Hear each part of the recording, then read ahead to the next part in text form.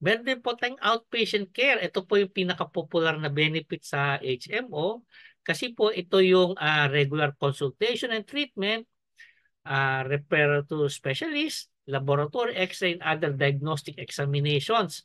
Kailangan pong prescribe by a Kaiser accredited physician. Kasama po dito yung mga treatment of minor injuries and surgery not requiring confinement. So, ito po ang pinakamadalas na case, yung EENT, no? Eye, ears, nose, and throat na problems, no? So, outpatient po usually yan. Kasama na po yung ating physical therapy up to 10 sessions at saka yung pre- and postnatal care na monthly.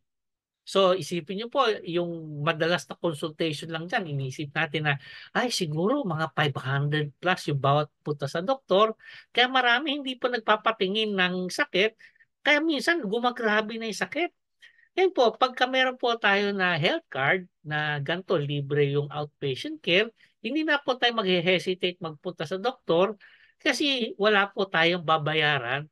Dadaan lang po tayo sa HMO office para kumuha ng ng clearance sa HMO office, tapos tayo ay i-handle na nung resident na doctors ng Kaiser.